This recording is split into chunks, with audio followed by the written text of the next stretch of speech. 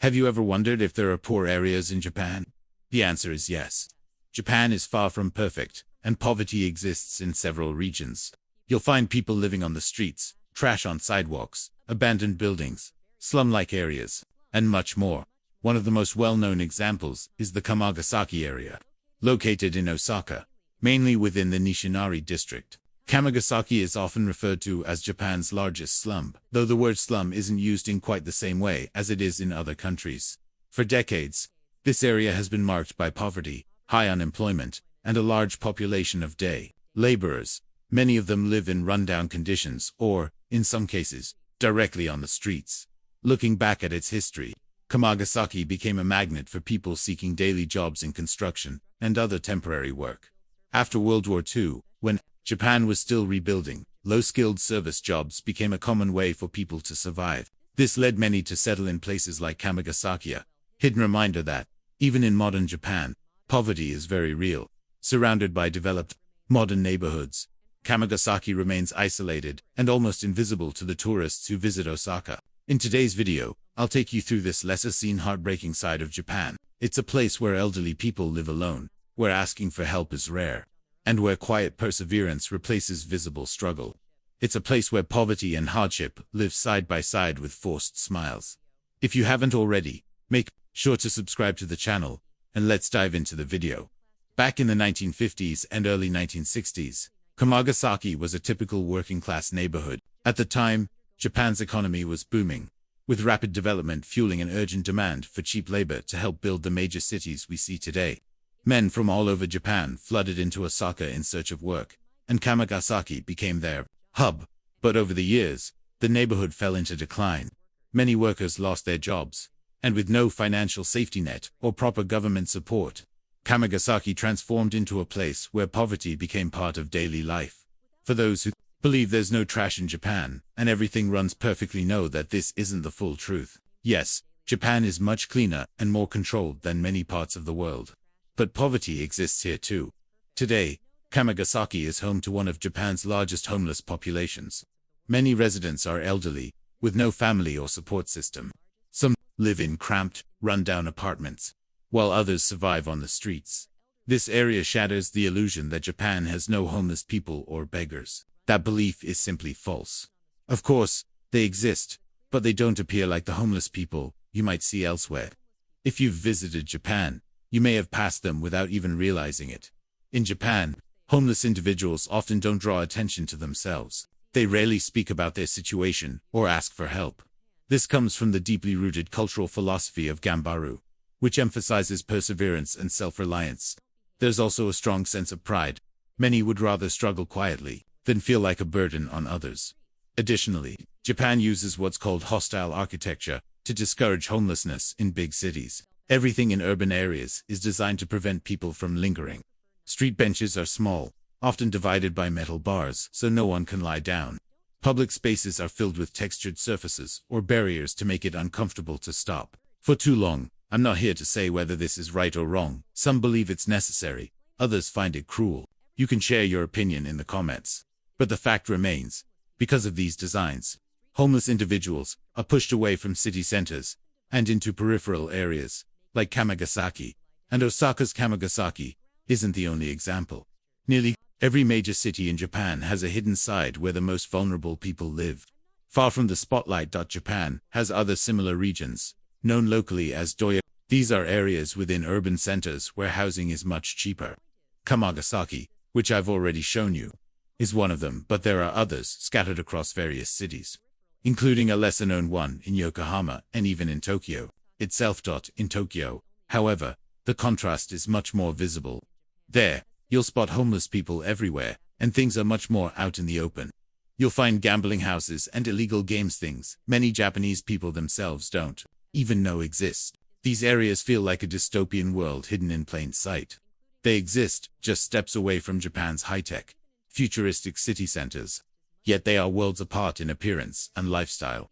The Japan most tourists see is probably less than 5% of the country's true reality. And I'm not going to be a hypocrite and pretend this only happens in Japan. It happens in many other countries too. But I'm focusing on Japan because so many people still believe the country is flawless, beautiful, and perfect, just like it's portrayed in anime and Japanese dramas. These areas, the doyogai, tend to be less well lit, with fewer advertisements, and are generally more residential, housing middle and lower class communities. That's where you'll find many doya, which are cheap accommodations resembling tiny old-school hotels. The hallways are narrow, and behind each small door is a cramped room that once served as housing for day laborers.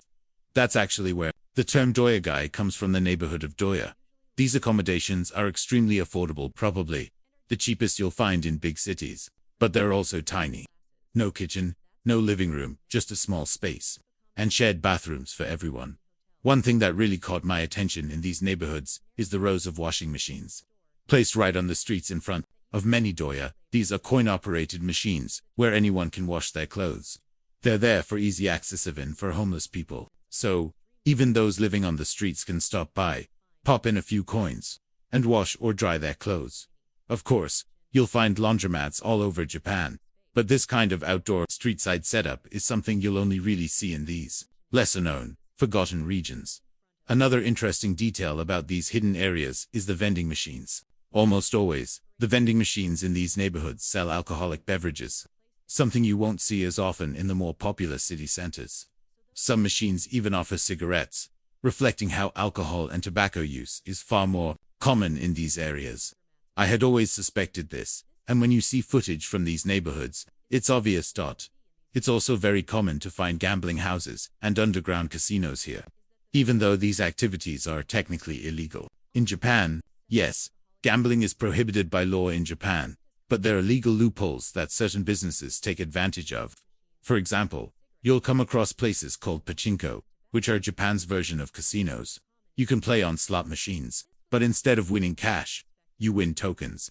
So, what happens with these tokens? Conveniently, right next to most pachinko parlors, there's always a supposedly unrelated business willing to buy the tokens from you for real money. It's basically a legal workaround that allows gambling to exist in plain sight. But in the doya, these hidden, marginalized neighborhoods I've been talking about, things are different. There, you'll find actual illegal gambling dens, where people bet real money directly. It's much more blatant. These activities are forbidden by law, but in these areas, the rules seem different. The same goes for the streets. Garbage management here is nothing like the rest of Japan, where everything is typically spotless and orderly. In places like Kamagasaki, people seem to care less, or maybe public services aren't as reliable, and there's far less surveillance compared to other parts of the city. An interesting fact is that doyogai originally referred to areas where day laborers lived and gathered to find work. But over time, these neighborhoods transformed into places for the poor and homeless, especially after Japan's economic collapse in the early 1990s. When many people left the city centers and ended up living in these doya, the word doya itself comes from the Japanese verb do, which conveys the idea of crowding or gathering people together.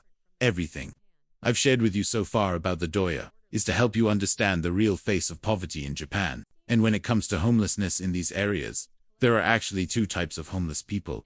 The first type is easy to spot, the ones you see sleeping in subway stations, under bridges, or in 24-hour convenience stores.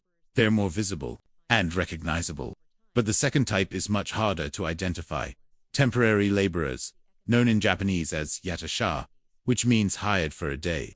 They survive by going to work centers where short-term job opportunities are posted, usually for simple, physically demanding labor. This system has existed since the post-war era. Today, most of the people living in the doyogai are elderly. The problem is, while this way of life was once common, it's no longer the norm in Japan. Many of these residents still depend on short-term, unreliable work, never knowing if they'll find a job that day or earn even a small amount of money.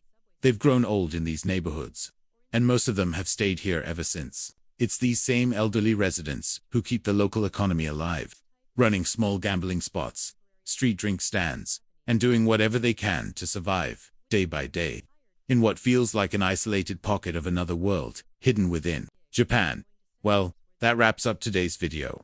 Let me know what you think about this hidden side of Japan, a side that's almost never shown to tourists. In fact, there are probably many Japanese people who will live their whole lives never knowing these places even exist. Thanks for watching till the end, and I'll see you in the next video.